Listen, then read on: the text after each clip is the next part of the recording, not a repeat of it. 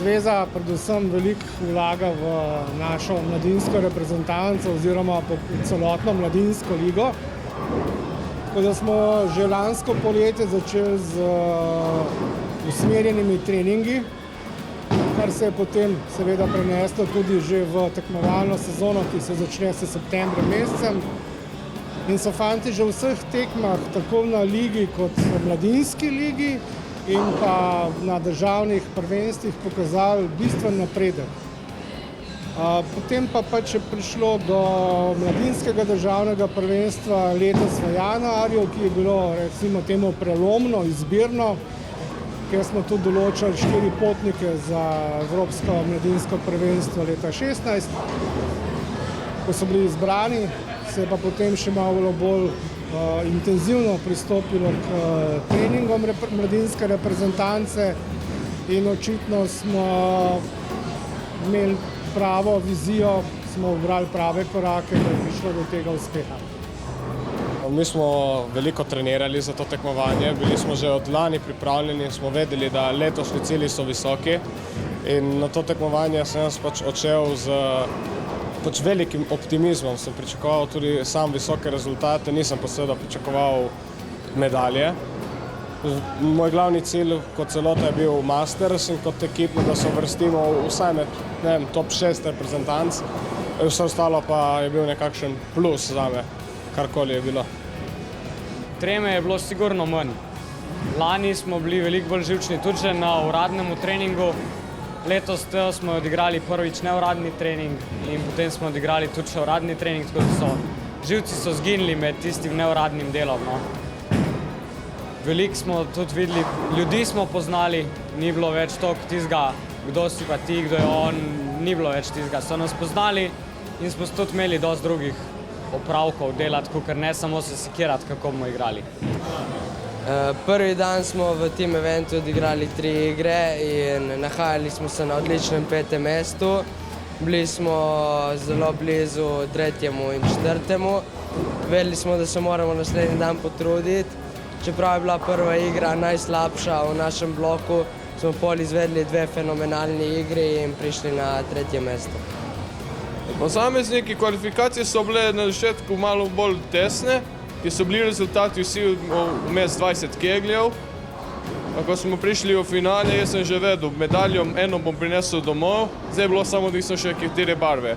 Prva tekma proti Švedu sem bil lepo miren in sem ga na koncu zmagal brez težav.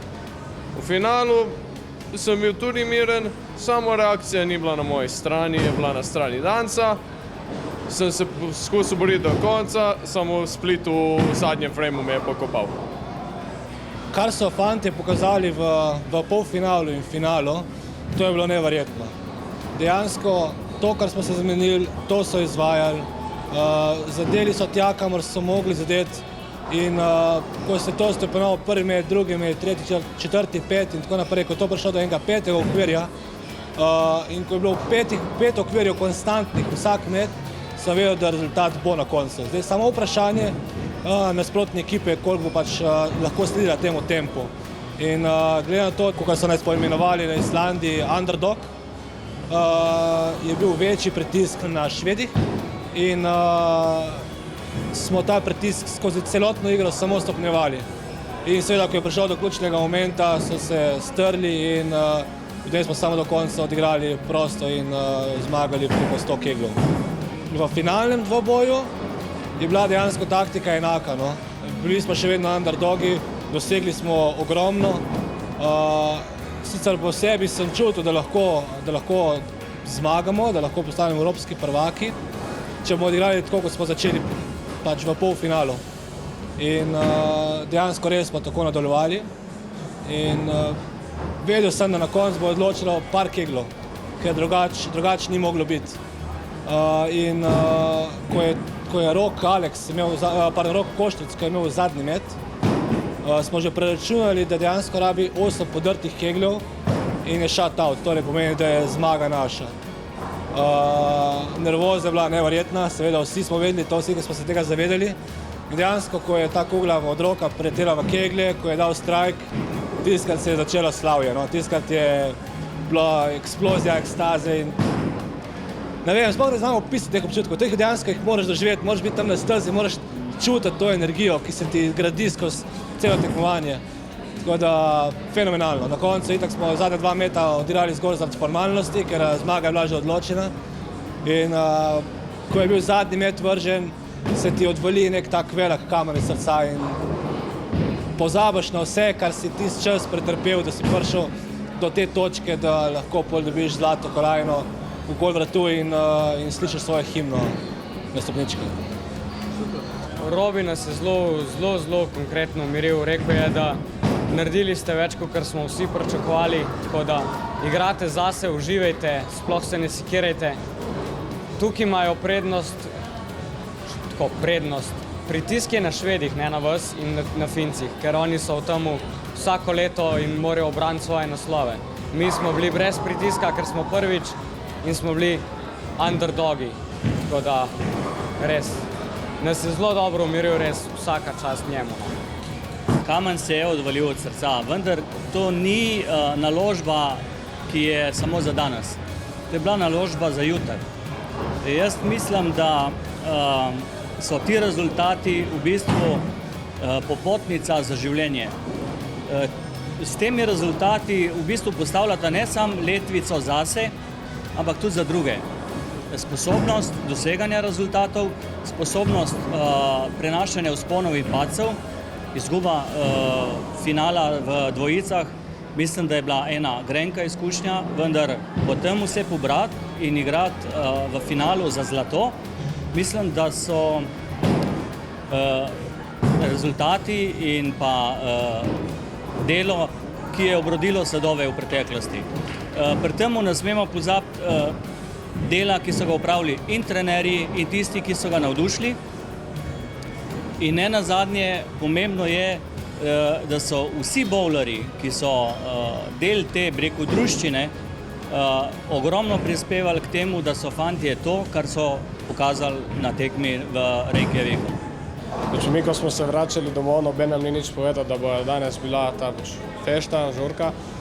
In bili smo vsi mnenja, da gremo domov, končno gremo videti starše, ki nismo videli 11 dni, bomo lepo se spočili, končno bomo lahko te nadaljevali tudi za šolanjem.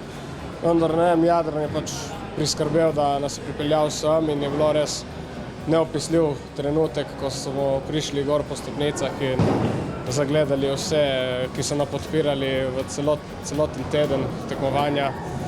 Res neprecenljivo.